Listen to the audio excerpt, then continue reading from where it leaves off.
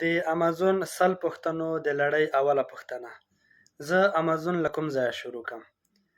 د امازون د شروع کولو دپاره نه هم ډېرو پیسو ته ضرورت شته او نه هم ډېر علم ته.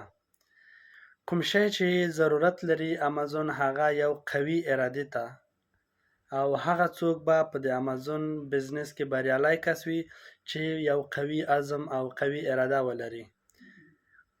شاید یو څوک په میلیونونو ډالر ولري او تر ماسټرۍ او یا هم دکترا کچې پورې تعلیم هم ولري، خو دا چې په امازون کاروبار کې د کار کولو دپاره قوي اراده نه لري، هغه نشي کولی د امازون بزنس مخکې یوسي.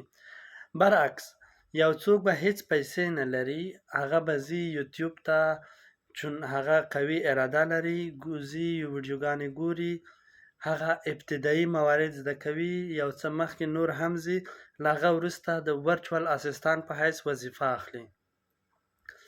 له وظیفې اخیستلو وروسته یو څو پیسې لاسته راوړي، چون خپله تجربه هم لري او کولی شي یو کوچنی غوندې پروډکټ ځان دپاره لانچ کړي.